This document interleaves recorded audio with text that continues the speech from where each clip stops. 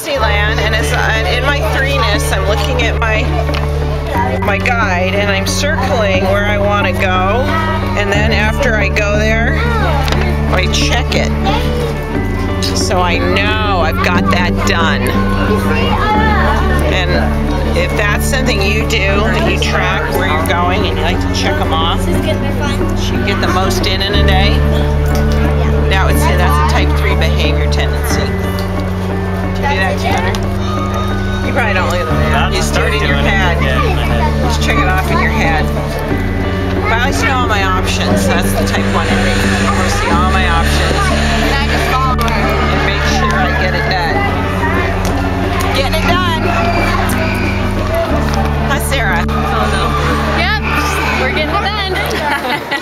Getting Disney done. Yep.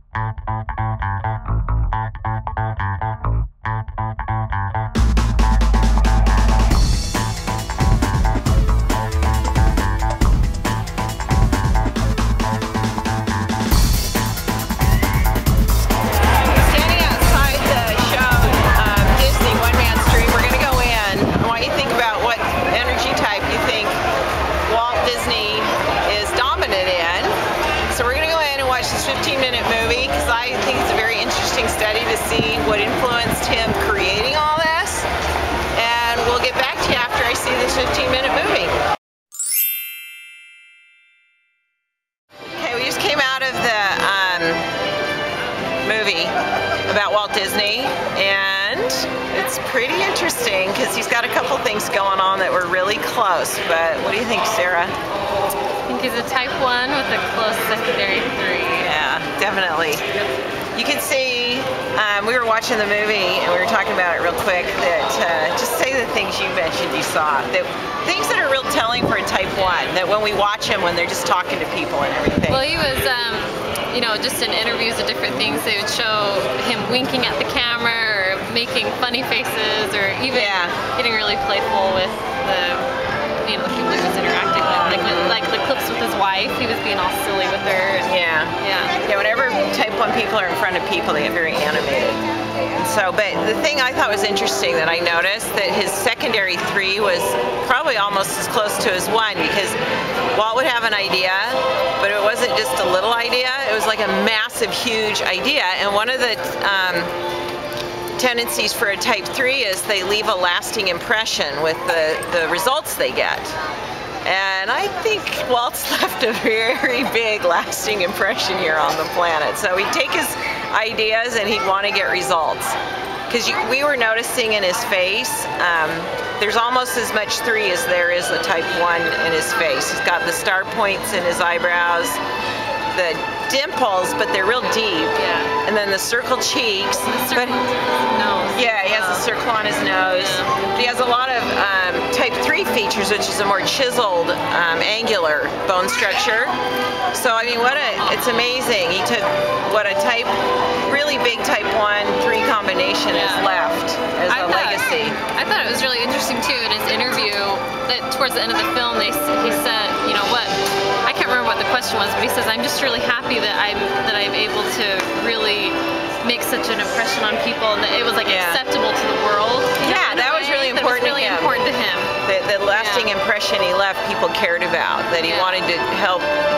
One of the other features of a type 1 is they like to put a smile on people's faces. And he's doing it by the hundreds of thousands, the millions of people on the planet. I think there's one guy that was to be given that acknowledgement. He's put more smiles on more faces than any human being probably. What he's done. I know, and that was like his motivating factor for it. I love that. So awesome. Oh, I also noticed when they told the story about how Mickey Mouse came to be, his business had gone to ruins due to a loophole in a contract, and he'd lost his studio and all his artists, and he was left with nothing several times. And that's a very type 3 tendency too, to go big with the money and invest it all, you know. But he said he was on the train ride home from Manhattan back to LA, and every everything was gone, and in his words, he said Mickey Mouse popped out onto a piece of paper, because he was a cartoonist. That was his gift, and just his word "pop." That he popped Mickey Mouse into creation. Yeah, what a type 1 thing to say, right? Yeah, it really was. So anyway, that was a lot of fun.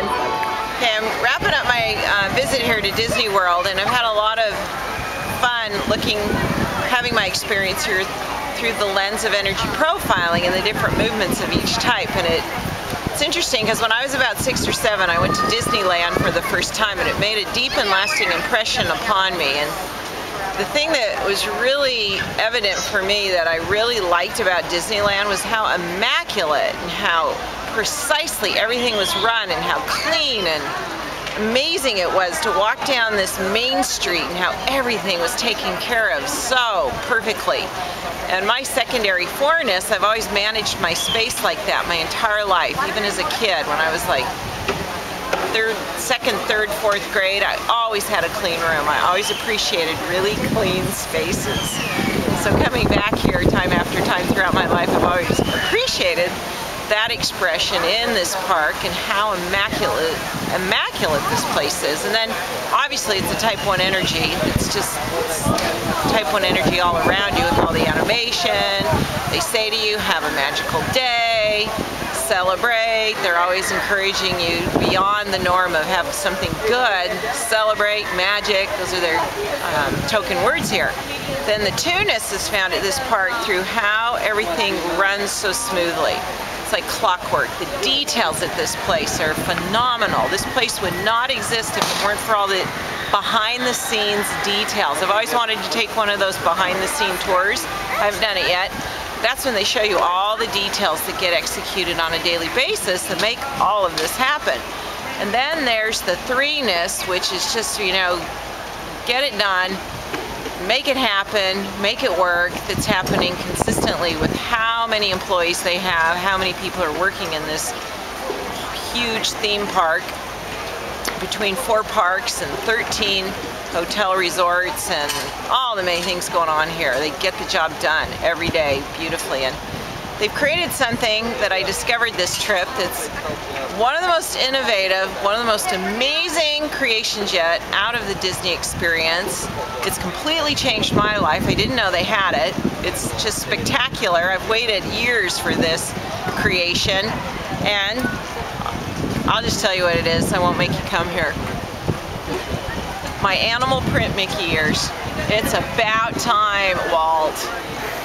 And now everyone that comes to Disney can do Disney in a dressing your truth fashion, even in animal print. Thank you, because they've had the 1, 2, and type 4 ears for a long time, but now they got it going with the type 3 animal print. So ladies, all you type 3s out there, and all you little kids that are type 3s, you're gonna have your animal print Disney ears, and hey, one of the best creations yet.